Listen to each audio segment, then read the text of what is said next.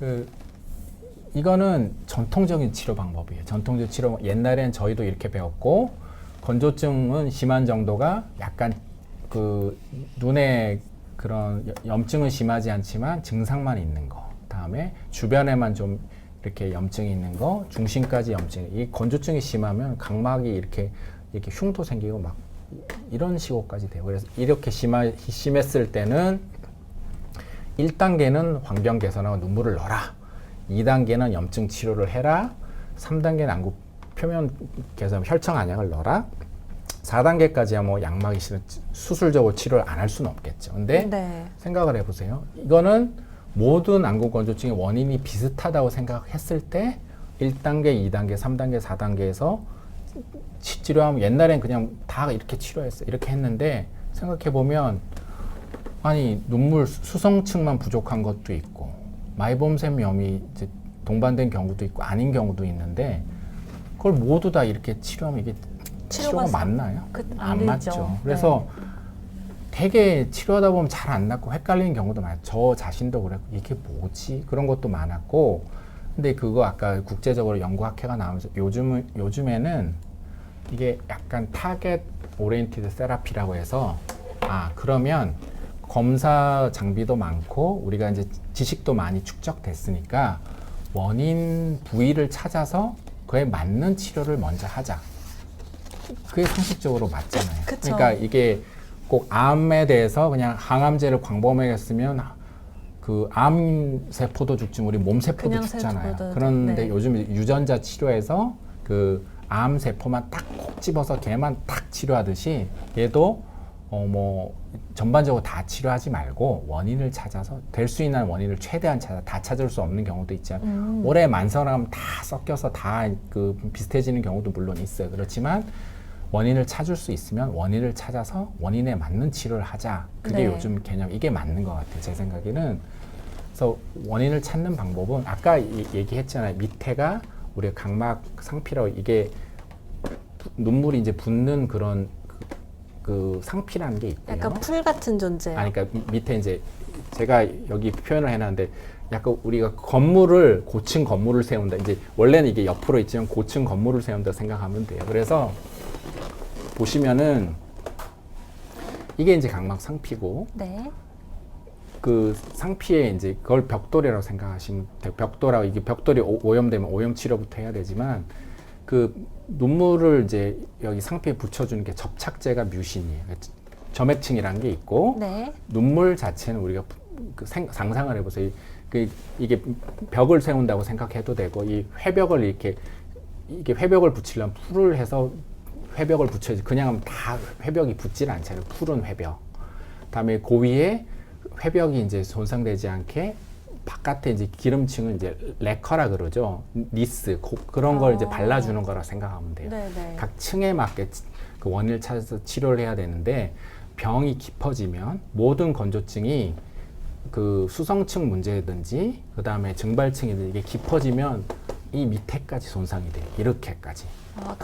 다 이게 깊이까지 건조증이 심한 형태로 가면은 아주 이렇게 심한 형태로 가면은 이 밑에 아주 깊은 부위까지 다 손상이 와요. 근데 그러면은 바깥에서부터 점점 손상이 되면서 안쪽까지 들어오는 물론 이제 요층이 먼저 이제 약간 증발형은 이게 이제 기름층이 먼저 망가지고 수성층은 요게 이제 이게 공급이 부족하면 요게 얕아지는데 모든 게 이게 두 개 다 심해지면 요 밑에 상피하고 이게 염증 소견까지 다 나오기 때문에 병이 깊어졌는데 눈물만 넣는다든지 기름만 갖다 붓는다고 절대 낫질 않더라고요. 그러니까 건조증이 상피 손상이 심해지면은 요 안에 있는 우리 기초공사부터 튼튼히 해야 건물을 세울 수가 있잖아요. 그렇죠. 그래야 튼튼하게 이제 무너지지 않고 설 수가 똑같고요. 있죠.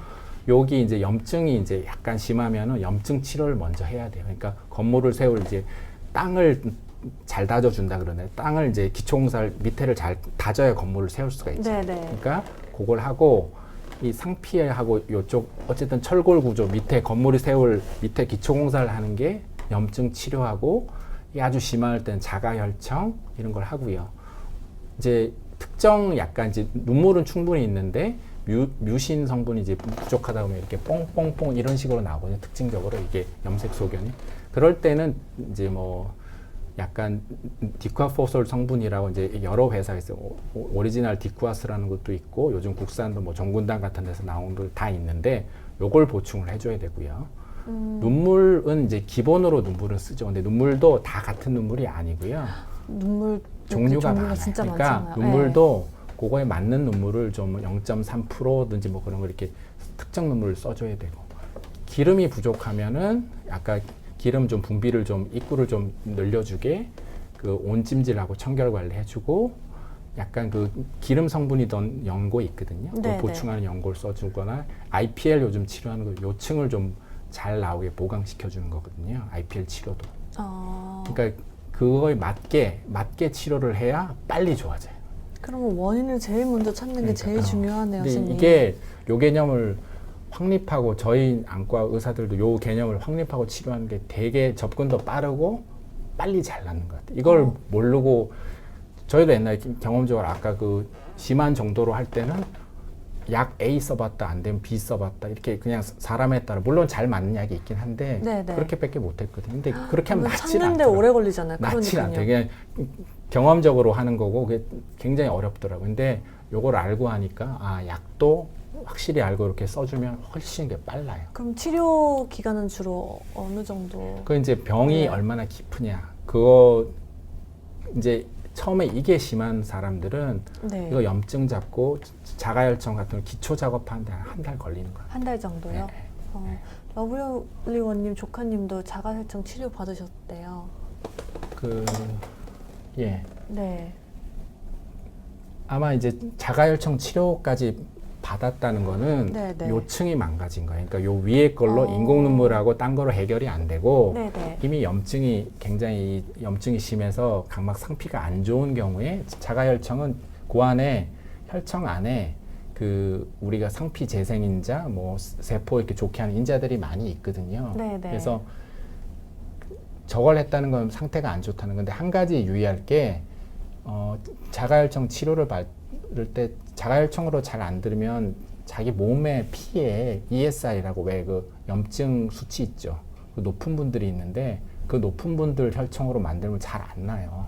그래서 그래요? 네. 자가혈청으로 해도 자가혈청을 들을 것 같은데 자가혈청을 잘 안 나오면 그 피에 그 ESI라고 한국말로 뭐라고 표현하지만 그거를 ESI를 테스트해서 그 높은 피는 그거로 하면 잘 안 나요. 그럼 그 테스트를 먼저 해봐야겠네요. 그러면 그거를 이제 잘 안 나오면 자가혈청을 좋으면은 잘하고 안 나오면 그걸 테스트해서 좋은 자가혈청으로 써야 됩니다.